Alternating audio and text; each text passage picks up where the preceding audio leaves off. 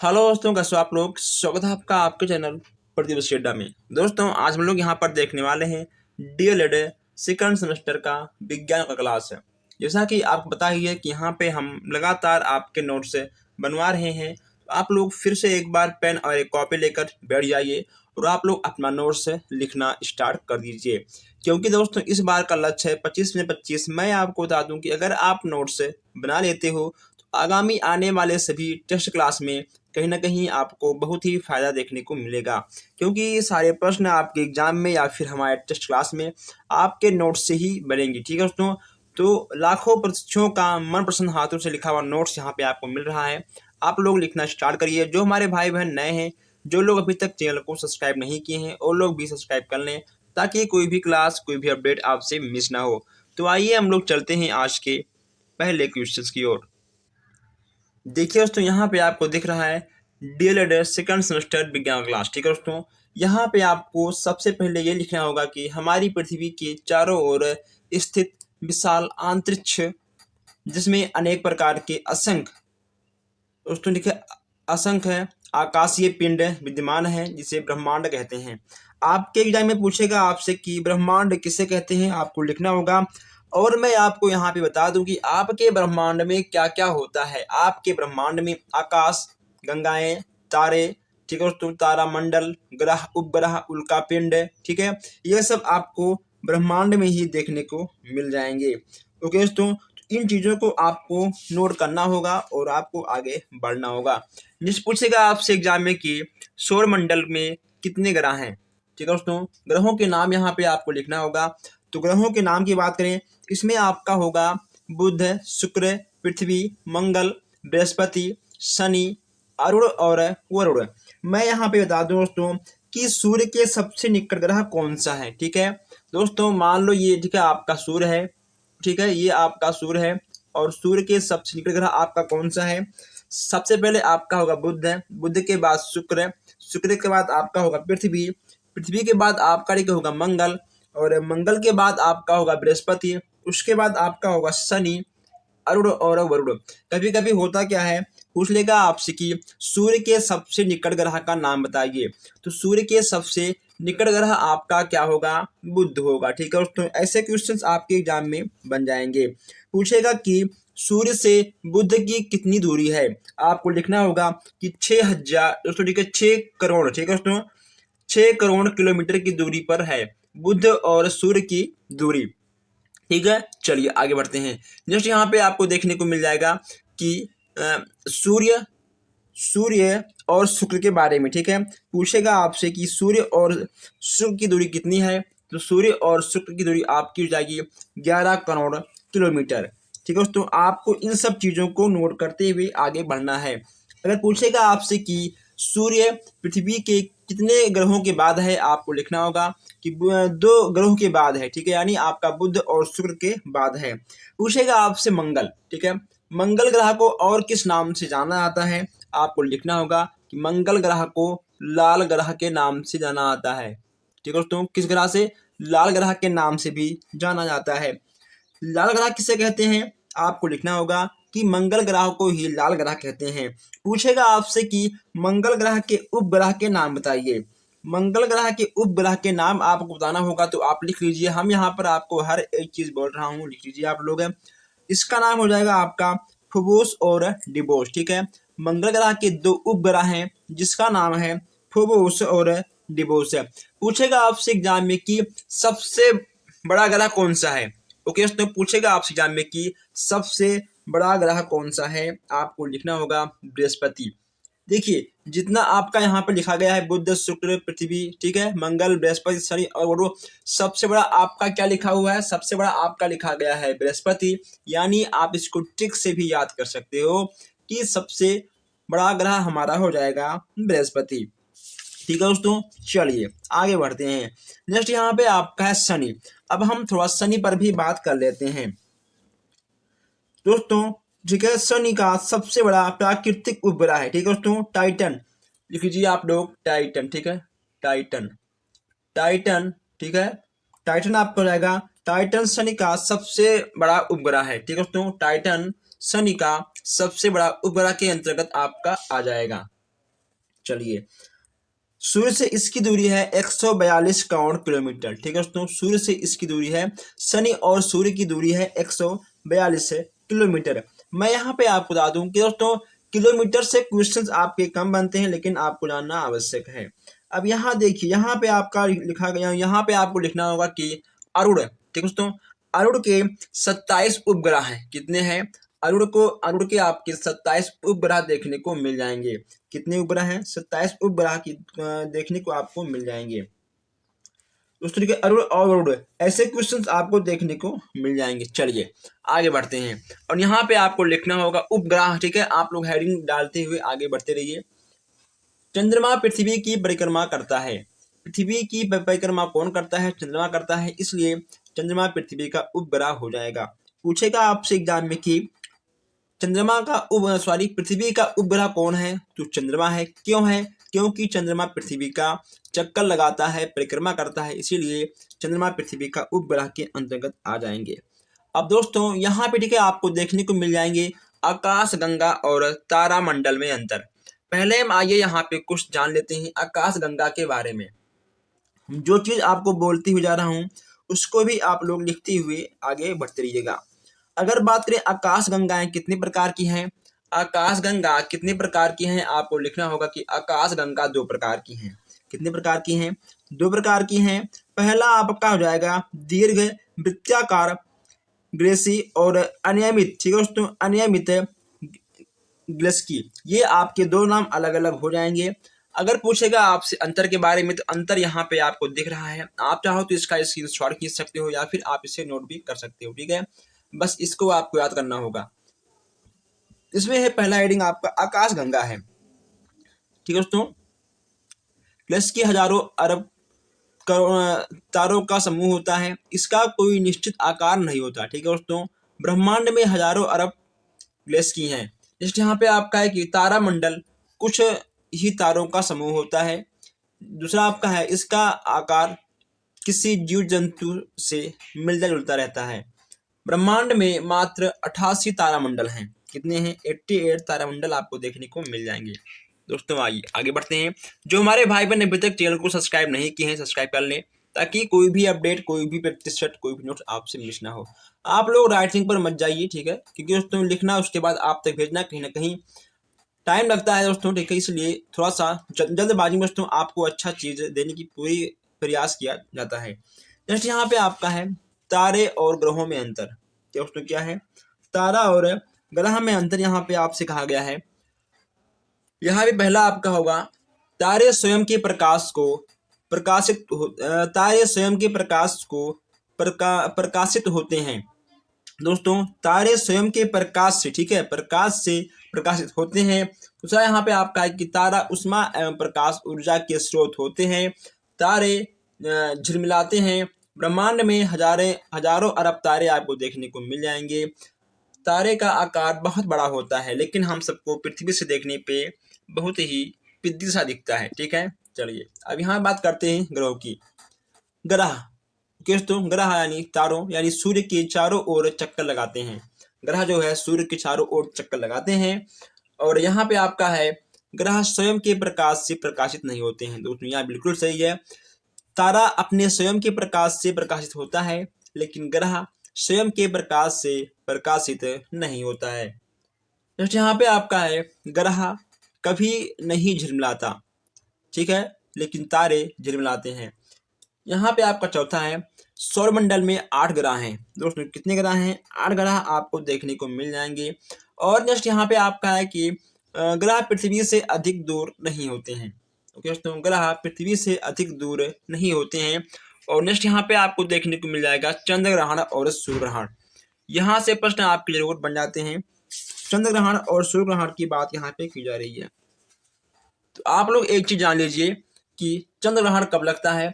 जब सूर्य और चंद्रमा के बीच में पृथ्वी आता है, तभी आपका, ठीक है, चंद्र ग्रहण लग जाता है। देखिए ये आपका पृथ्वी है, ठीक है, ये आपका चंद्रमा है, सॉरी ये ठीक है आपका सूर्य है और ये आपका चंद्रमा है, इसके बीच में आपका पृथ्वी है, तभी आपका चंद्र ग्रहण लग जाएगा। चंद्र ग्रहण प्रत्येक पूर्णमासी के दिन लगता है। दोस्तों पूर्णिमा के दिन नहीं लगता है, ठीक है दोस्तों, पूर्णमासी के दिन आपका नहीं लगता है। पूछेगा आपसे कि चंद्र ग्रहण किस दिन नहीं लगता है, तो आपको लिखना होगा कि पूर्णमासी के दिन नहीं लगता है। अगर हम यहाँ बात करें सूर्य ग्रहण की, तो सूर्य और पृथ्वी के बीच में चंद्रमा आ जाता है, यह आपका सूर्य ग्रहण हो जाएगा। दोस्तों भी यहाँ पे आपको बहुत सारे प्रश्न देखने को मिलेंगे। जैसे यहाँ पे आपका है कि भारत के अंतरिक्ष केंद्रों के नाम बताइए। अब यहाँ पे आपको भारत के अंतरिक्ष केंद्रों के नाम लिखना होगा। इसमें दोस्तों आपका क्या क्या है, देखिए इसमें आपका है विक्रम साराभाई अंतरिक्ष केंद्र, श्रीहरिकोटा कृत्रिम उपग्रह रेंज, ठीक है दोस्तों, इंडियन स्पेस रिसर्च ऑर्गेनाइजेशन। इसके बाद यहाँ पे आपका स्पेस एप्लीकेशन, ठीक है, ये आपका अहमदाबाद में है। फिजिकल दोस्तों ये ठीक है, यहाँ पे आपको 5 अंतरिक्ष केंद्र देखने को मिल जाएंगे। यह आपका वेरी वेरी मोस्ट इम्पॉर्टेंट है। आप वीडियो को रोक कर इसे आराम से लिख लीजिएगा। अगर मान लो आपको नहीं दिख रहा है तो आप थोड़ी सी वीडियो क्वालिटी अधिक कर लीजिए और इसे आप लोग लिख लीजिए। आइए दोस्तों, अब यहाँ हम आगे बढ़ते हैं। फसल चक्र, फसल चक्र से भी क्वेश्चन आपके अच्छे खासे बन जाते हैं। फसल चक्र कितने प्रकार के होते हैं, पूछेगा आपसे एग्जाम में कि फसल चक्र आपके कितने प्रकार के होते हैं दोस्तों, ठीक है, कितने प्रकार के होते हैं पूछेगा आपसे। आपको लिखना होगा कि फसल चक्र हमारे 3 प्रकार के होते हैं। कितने प्रकार के होते हैं फसल चक्र आपके? 3 प्रकार के होते हैं। पहला आपका है 1 वर्षीय फसल चक्र, द्विवर्षीय फसल चक्र और बहुवर्षीय फसल चक्र। अब ये 1 वर्षीय, 2 वर्षीय और बहुवर्षीय फसल चक्र क्या है, यहाँ पे आपको एग्जाम्पल भी दिख रहा है, सोयाबीन चना, कपास चना, मक्का चना, ठीक है, तो ये आपके फसल चक्र में आ जाएंगे प्रथम वाले में। द्वितीय में आएंगे आपके सोयाबीन गेहूं, मक्का चना, सोयाबीन गन्ना और मक्का चना, सोयाबीन गेहूं मूंग, ठीक है, ये आपके द्वितीय में आएंगे। और नेक्स्ट यहाँ पे आपका है बहुवर्षीय फसल चक्र, धान, मटर, मक्का चना और कपास जई, सोयाबीन गन्ना, मूंग गन्ना, बरसीन, गन्ना, मटर, मक्का और गेहूं, ये आपके बहुवर्षीय फसल चक्र में आ जाएंगे। ठीक है दोस्तों, देखिए आपको यहाँ पर एक बात ध्यान रखनी है। अगर पूछेगा आपसे 1 वर्षीय फसल चक्र का नाम बताइए, 2 वर्षीय या फिर बहुवर्षीय, तो यहाँ पे आपको एक चीज ध्यान रखना है, जानते हैं क्या? ठीक है, सोयाबीन, ठीक है दोस्तों, सोयाबीन, ठीक है, ये आपके तीनों में सोयाबीन देखने को मिल जाएंगे। उसके बाद आपका मक्का चना, ठीक है, और आपका कहाँ पर है मक्का चना, ठीक है, देखिए यहाँ पे आपका है मक्का और चना। ये आपको 2 चीजें याद रखनी है। फर्स्ट, सेकंड, थर्ड, किसी भी पूछेगा कि 1 वर्षीय फसल चक्र है या 2 वर्षीय फसल चक्र है, बहुवर्षीय फसल चक्र है, तो आपको सोयाबीन और मक्का चना लिख देना है, आपको 1 नंबर मिल जाएगा। और ये क्वेश्चन आपका 1 ही नंबर में आएगा। ठीक है, चलिए आगे बढ़ते हैं। जस्ट यहाँ पे आपका है कि कृषि यंत्र एवं उसके उपयोग है। कृषि यंत्र की बात करते हैं तो अगर आप लोग गाँव से बिलोंग करते हैं तो आप लोगों ने देखा होगा कि आखिर जब कोई भी इंसान या हम या आप कोई भी खेती करता है तो उसमें किन किन चीज़ों का उपयोग होता है। अगर दोस्तों ठीक है, मान लो हम इसको ना देखें, ठीक है, मान लो अगर इसको हम ना देखें तब भी कहीं ना कहीं आप बहुत कुछ लिख सकते हो। जैसे आपका हो गया, ठीक है, ट्रैक्टर, ट्राली, फाड़वा, कुदार, ठीक है दोस्तों, खुरपी, खुरपा, उसके बाद आपका हो जाएगा हंसिया। तो दोस्तों ये सब कहीं ना कहीं आपके बेसिक चीज़ें हैं जो आपको हमेशा काम आते हैं। और अगर आप चाहो दोस्तों आप इसको भी नोट कर सकते हो, इसको भी आप बेहिचक रूप से लिख सकते हो। ठीक है दोस्तों, चलिए कुछ आप लोग यहाँ से लिखिएगा, ठीक है, कुछ लिखिएगा अपने मन से और आपको यहाँ पर 1 नंबर कन्फर्म मिल जाएगा। आइए आगे बढ़ते हैं। जस्ट यहाँ पे आपका है कि कीटनाशक दवा पूछेगा आपसे एग्जाम में कि कीटनाशक दवाओं के नाम लिखिए या कुछ कीटनाशक दवाओं के नाम लिखिए, ऐसे पूछेगा आपसे एग्जाम में। दोस्तों आपको इन सब चीज़ों को लिखना होगा। ठीक है दोस्तों, और आपको जो लिखना होगा DDT और BHT, हेप्टाक्लोर एल्डिन, ठीक है दोस्तों, ये चीज़ें यहाँ पे आपको लिखना होगा। आप 3 से 4 नाम लिखिएगा बस बहुत, ठीक है, 3 से 4 नाम आपका बहुत होता है, कोई कम नहीं होता। चलिए अब देखिए दोस्तों, अगर पूछेगा आपसे कि कीटनाशक से हमारे पर्यावरण में कौन से दुष्प्रभाव पड़ सकते हैं, ठीक है, पूछेगा आपसे कि कीटनाशक से हमारे पर्यावरण को किस प्रकार का दुष्प्रभाव देखने को मिलेगा। आपको लिखना होगा जल प्रदूषण, थल प्रदूषण और वायु प्रदूषण। जब हम लोग किसी भी कीटनाशक दवाओं का छिड़काव करेंगे तो कहीं ना कहीं वह वायु से भी संपर्क में आएगा और यहाँ पर आपको वायु प्रदूषण देखने को मिल जाएगा। थल में भी आएगा यानी मिट्टी में भी आएगा, उसके बाद आपका जल में भी आएगा। ठीक है, तो जब बरसात होगी वही दवा आपका बहकर नदी में जाएगा और कहीं ना कहीं आपका एक प्रदूषण का कारण बन जाएगा। तो ये भी आपको लिखना होगा अगर पूछेगा आपके एग्जाम में तो। ठीक है, चलिए आगे बढ़ते हैं। जस्ट यहाँ पे आपका है मृदा अपरदन को प्रभावित करने वाला कारक। यानी दोस्तों मृदा माने होता है मिट्टी, मिट्टी को प्रभावित करने वाला कारक कौन कौन सा है ये यहाँ पे आपको लिखना है। इसमें आपका हो जाएगा अगर अधिक वर्षा होगा तब भी दोस्तों कहीं ना कहीं मिट्टी को नुकसान होगा, अगर तीव्र यानी बहुत तेज हवा चलेगी तब भी, और अगर तापमान में परिवर्तन हो जाएगा तब भी आपका होगा।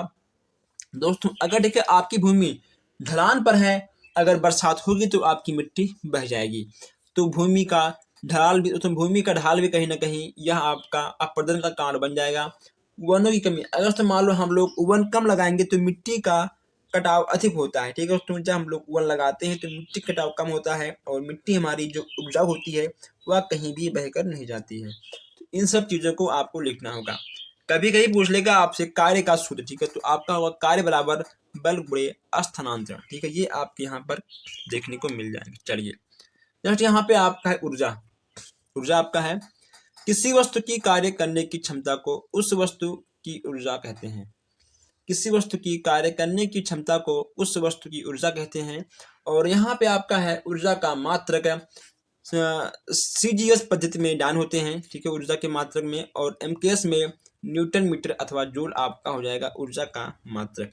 यहाँ से भी प्रश्न आपके बन जाते हैं। दोस्तों अभी कुछ हमारे भाई बहन ऐसे हैं जो लोग अभी तक चैनल को सब्सक्राइब भी नहीं किए हैं, आप लोग सब्सक्राइब कर लीजिए। सब्सक्राइब करने से बस एक काम होता है कि हर क्लास और हर अपडेट आप तक सबसे पहले पहुंच जाता है, फिर आप लोग किसी भी अपडेट से वंचित नहीं होते हो। पूछेगा आपसे कि ऊर्जा के विभिन्न रूप है, पूछेगा आपसे कि ऊर्जा के विभिन्न रूपों का नाम लिखिए, या फिर ऊर्जा के कितने रूप हैं, या फिर ऊर्जा के नाम को आप लोग यहाँ पर लिखिए। ठीक है, आपको लिखना होगा यांत्रिक ऊर्जा। देखिए यांत्रिक ऊर्जा, रासायनिक ऊर्जा, उष्मीय ऊर्जा, प्रकाशीय ऊर्जा, ध्वनि ऊर्जा, ठीक है, चुंबकीय ऊर्जा, और आपका सातवां है विद्युत ऊर्जा। ठीक है, ये आपको यहाँ पर 7 ऊर्जा देखने को मिल जाएंगी, यांत्रिक, रासायनिक, उष्मा, प्रकाशीय, ध्वनि और चुंबकीय। ठीक है, तो इन चीजों को आपको लिखते हुए आगे बढ़ना है। पूछेगा आपसे कि यांत्रिक ऊर्जा, ठीक है दोस्तों, यांत्रिक ऊर्जा के कितने प्रकार होते हैं। ठीक है दोस्तों, यांत्रिक ऊर्जा के कितने प्रकार होते हैं आपको लिखना होगा। यांत्रिक ऊर्जा के 2 प्रकार होते हैं। कितने होते हैं? यांत्रिक ऊर्जा के आपके 2 प्रकार देखने को मिल जाएंगे। कौन कौन से होगा? पहला आपका होगा गतिज ऊर्जा, ठीक है, और दूसरा आपका होगा स्थितिज ऊर्जा। ये आपकी 2 ऊर्जा यहाँ पर देखने को आपको मिल जाएंगे।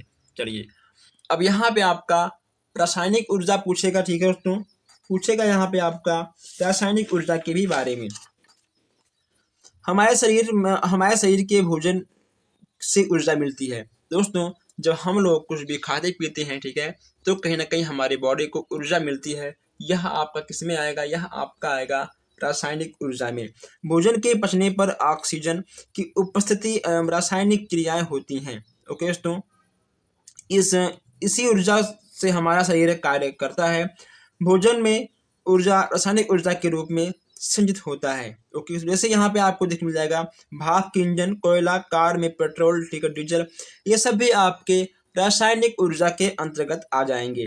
अगर पूछेगा आपसे कि रासायनिक ऊर्जा हमें किन किन चीजों से मिलता है, तो आपको लिखना होगा कोयला, पेट्रोल, खनिज तेल या अन्य ईंधनों से हमें रासायनिक ऊर्जा मिल जाती है। आप इन चीजों को लिख सकते हो। नेक्स्ट यहाँ पे आपका है उष्मीय ऊर्जा। उष्मीय ऊर्जा की बात हम यहाँ कर रहे हैं।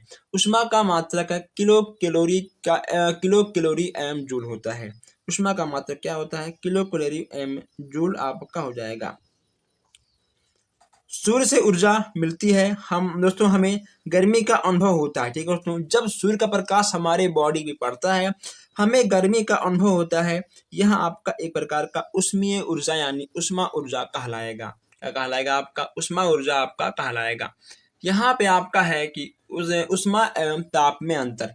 ऊष्मा एवं ताप में अंतर की बात यहाँ पे आपसे की जा रही है। आपको लिखना होगा कि ऊष्मा ऊर्जा का एक स्वरूप होता है।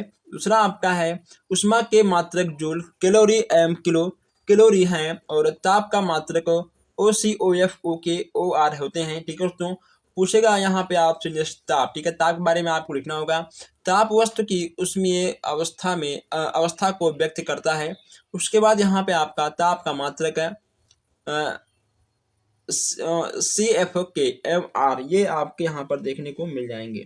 ठीक है दोस्तों, किसी वस्तु का ताप है उसके द्रव्यमान प्राकृतिक ऊष्मा की मात्रक पर निर्भर करता है, वह आपका ताप के अंतर्गत आ जाएगा। Very very very most important questions यहाँ पे आपको देखने को मिला है। पारदर्शी, अपारदर्शी और अल्प अपारदर्शी। ठीक है दोस्तों, चलिए यहाँ हम देखते हैं पहले पारदर्शी की ओर। वे पदार्थ जिनमें से प्रकाश सरलता से पार आ जाती है उसे हम कहते हैं पारदर्शी। जैसे आपका कांच, हवा और ठीक है पानी। ओके दोस्तों, अगर हम टार्च मारेंगे तो प्रकाश आर पार हो जाएगी। अब अपारदर्शी की बात करते हैं। वे पदार्थ इसमें प्रकाश आर पार नहीं जाती है उसे अपारदर्शी कहते हैं। जैसे आपका लकड़ी, पत्थर, लोहा। ठीक है, उसमें प्लास्टिक भी आपका हो सकता है, हार्ड प्लास्टिक। ये सब आपके अपारदर्शी हो जाएंगे। और अब हम यहाँ बात करते हैं अल्प अपारदर्शी। ओके दोस्तों, अल्प पारदर्शी ये यहाँ पे आपके हो जाएंगे वे पदार्थ जिनमें ऊर्जा का कुछ भाग है पार जा सकता है और कुछ भाग अवशेषित हो सके। ओके दोस्तों, जैसे कि कुछ भाग पार हो जाता है और कुछ भाग नहीं होता है, वह आपका अल्प पारदर्शी में आएगा।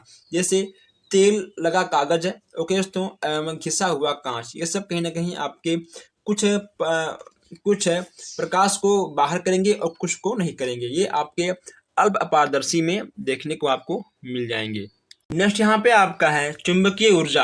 अब चुंबकीय ऊर्जा के बारे में यहाँ से आपसे पूछा गया है।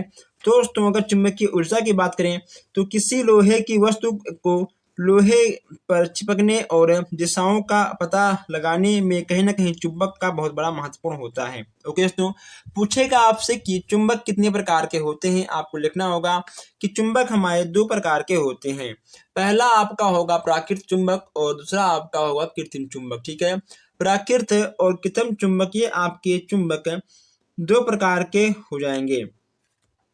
जिस पूछेगा यहाँ पे आपसे विद्युत ऊर्जा। ठीक है दोस्तों, यह विद्युत ऊर्जा एक प्रकार का ऊर्जा होता है। ठीक है, चलिए अब यहाँ पे आपको दो ऊर्जा देखने को मिल जाएगा दोस्तों। यहाँ से क्वेश्चन आपका जरूर पूछा आता है, इसमें कोई शक नहीं है।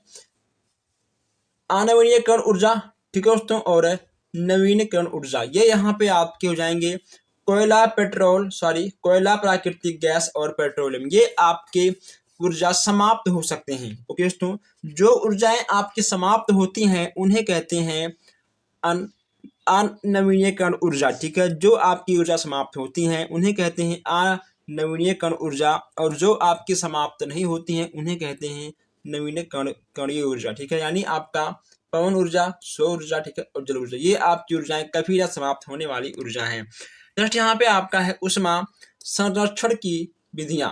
ऊष्मा संरक्षण की कितनी विधियां हैं आपको बताना होगा। दोस्तों, ऊष्मा संरक्षण की कितनी विधियां हैं ये आपको बताना होगा। इसमें आपका हो जाएगा 3 प्रकार का, संचालन, संघनन और विकिरण। ठीक है, ये यहाँ पे आपको 3 प्रकार के देखने को मिल जाएंगे। चलिए आगे बढ़ते हैं। नेक्स्ट यहाँ पे आपको देखने को मिल जाएगा ऊष्मा का रूपांतरण, ऊर्जा का रूपांतरण। ठीक है, ऊर्जा का रूपांतरण यहाँ पे आपको देखने को मिल जाएगा।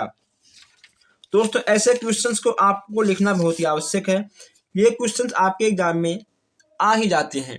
यहाँ पे आपका पहला है स्थित ऊर्जा का गतिज ऊर्जा में रूपांतरण होना। उसके बाद दूसरा आपका है गतिज ऊर्जा से ऊष्मीय ऊर्जा में रूपांतरण होना। ठीक है, फिर यहाँ पे आपका है कि स्थित ऊर्जा को गतिज ऊर्जा को स्थित ऊर्जा में रूपांतरण होना, विद्युत ऊर्जा को यांत्रिक ऊर्जा में रूपांतरण होना। ठीक है, फिर यहाँ पे आपका है कि विद्युत ऊर्जा को ऊष्मीय ऊर्जा में रूपांतरण करना। ये आपके ऊर्जा के रूपांतर आ जाएंगे, आप इसे नोट कर लीजिएगा वीडियो को रोक कर। पूछेगा यहाँ पे आपसे कि सरल मशीन के बारे में आप क्या जानते हैं। सेल मशीन कितने प्रकार के होते हैं? सेल मशीन के प्रकार के बारे में आप लोग लिखिए। तो आपको लिखना होगा उत्तोलक, पेंच, घिरनी, झुका तल, ठीक है, और पहिया। ये आपके सेल मशीन के प्रकार के बारे में आपको इंगित करते हैं। जैसे यहाँ पे आपका है कि प्रथम श्रेणी के उत्तोलक, ठीक है, प्रथम श्रेणी के उत्तोलक, द्वितीय श्रेणी के उत्तोलक और तृतीय श्रेणी के उत्तोलक। आपके उत्तोलक कितने प्रकार के होते हैं आपसे पूछा जाएगा, ठीक है, पूछेगा आपसे कि उत्तोलक कितने प्रकार के होते हैं। तो आपके ये प्रथम, द्वितीय और तृतीय आपके 3 प्रकार के उत्तोलक हो जाएंगे, जिसमें आलम्ब एवं भार, ठीक है, इसमें आलम्ब, आयाम और भार के बीच में होता है। अब देखिए आप इसको थोड़ा अच्छे से समझ लीजिए। प्रथम श्रेणी के उत्तोलक जिसमें आलम्ब, आयाम, ठीक है, भार के बीच में होता है। ओके दोस्तों, आलम्ब और आयाम भार के बीच में होता है, उसे कहते हैं प्रथम श्रेणी के उत्तोलक। इसका एग्जाम्पल आपका है कैंची, झूला, ठीक है, प्लास और डिब्बे, ये आपके प्रथम श्रेणी के उत्तोलक में आ जाएंगे। अब यहाँ पे आपका सेकंड है, ठीक है, सेकंड यहाँ पे आपका है कि आलम्ब और आयाम के बीच में क्या आएगा? भार आएगा। यहाँ पे था आपका कि आलम्ब आयाम के बीच में, आलम्ब और आयाम भार के बीच में आएगा। अब यहाँ पे आपका है कि आलम्ब और आयाम के बीच में भार आएगा। जैसे हाथ टेढ़ा हो गया आपका, नींबू निचोड़ने वाली मशीन, ठीक है, बोतल खोलने वाला ढक्कन, ये आपकी एग्जाम्पल हैं। अब यहाँ पे आपका नंबर 3 है जिनमें भार तथा आलम्ब के बीच में आयाम आएगा, ठीक है दोस्तों, भार और आलम्ब के बीच में क्या आएगा? आपका आयाम आएगा। जैसे मनुष्य का हाथ है मछली पकड़ने की, ठीक है, बंसी, ये सब आपके कहीं ना कहीं तृतीय श्रेणी उत्तोलक में आ जाएंगे। चलिए दोस्तों आगे बढ़ते हैं। नेक्स्ट यहाँ पे आपका है कोशिका। दोस्तों क्या आपका है नेक्स्ट यहाँ पे, ठीक है, आपको कोशिका देखने को मिल जाएगा दोस्तों, ठीक है, फिर आपका यहाँ पे मिल जाएगा जंतु था। अभी यहाँ पे आपके बहुत सारे क्वेश्चन हैं, ठीक है, अभी यहाँ पे आप लोग लगातार बने रहिए और बिना किसी डिस्टर्बेंस के। यहाँ पे आपका है कोशिका, ठीक है, पूछेगा आपसे एग्जाम में कि कोशिका का खोज किसने किया था, ठीक है दोस्तों, कोशिका का खोज किसने किया था और इसका खोज किस सन में किया गया था। यहाँ से भी प्रश्न आपके बन जाएंगे। आपको लिखना होगा कि कोशिका का खोज रॉबर्ट हुक ने किया था। किसने किया था?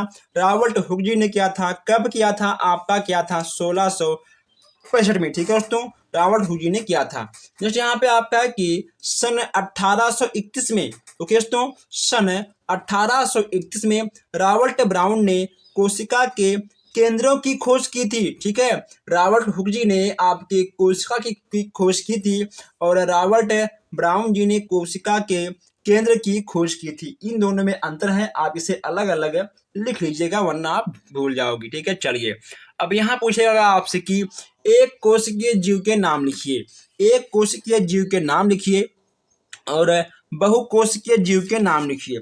ऐसे क्वेश्चन आपके एग्जाम में बनेंगे कि एक कोशिकीय और बहुकोशिकीय जीव के नाम लिखिए। दोस्तों आपको अमीबा और पैरामीशियम याद करना होगा, ठीक है, अमीबा और पैरामीशियम आपके एक कोशिकीय में आएंगे। अगर हम बात करें यहाँ पर बहुकोशिकीय की तो आपका ठीक है, पीपल, मच्छर, घास, मानव, ये आपके बहुकोशिकीय के अंतर्गत आएंगे। अगर पूछेगा आपसे कि सबसे बड़ा कोशिका किस जंतु के अंडे का होता है, ठीक है, या फिर सबसे बड़ा कोशिका कौन सा है, आपको लिखना होगा कि सबसे बड़ा कोशिका आपका शुतुरमुर्ग का अंडा होता है। ओके दोस्तों, अंडा भी एक प्रकार का आपका कोशिका में आता है, अंडा भी आपका एक कोशिका होता है, लेकिन सबसे बड़ा कोशिका आपका शुतुरमुर्ग का अंडा होता है। चलिए अब यहाँ पे आपका है कोशिका भित्ति। कोशिका भित्ति की बात यहाँ पे की जा रही है। यह चोट, रगड़ तथा बाह्य धक्के से रक्षा करती है। ओके दोस्तों, यहाँ कोशिका भित्ति का काम होता है और यहाँ पे आपको लिख जाएगा राइबोसोम। दोस्तों यह भी आपका वेरी वेरी मोस्ट इंपॉर्टेंट प्रश्न है, यहाँ से भी प्रश्न आपके बन जाते हैं, राइबोसोम से भी प्रश्न आपके बहुत ही अच्छे खासे बन जाते हैं। राइबोसोम प्रोटीन निर्माण करता है। दोस्तों क्या करता है? राइबोसोम आपका प्रोटीन का निर्माण करता है। राइबोसोम को कोशिका की प्रोटीन फैक्ट्री भी कहा जाता है। सबसे अधिक प्रोटीन आपका कहाँ बनता है? राइबोसोम में बनता है, इसलिए राइबोसोम को कोशिका की प्रोटीन फैक्ट्री के भी नाम से हम लोग जानते हैं। 70S राइबोसोम यह आकार में छोटा होता है और 80S राइबोसोम, ओके, यानी 80 राइबोसोम यह आपका आकार में बड़ा होता है। क्या यहाँ से क्वेश्चन कम बनते हैं, लेकिन दोस्तों देखिए यहाँ से क्वेश्चन आपका जरूर बनता है। माइटोकॉन्ड्रिया को कोशिका का ऊर्जा ग्राहक कहा जाता है। माइटोकॉन्ड्रिया को भी कोशिका का ऊर्जा ग्राहक कहा जाता है। इन चीज़ों को आप लोग नोट कर लीजिएगा, ठीक है दोस्तों।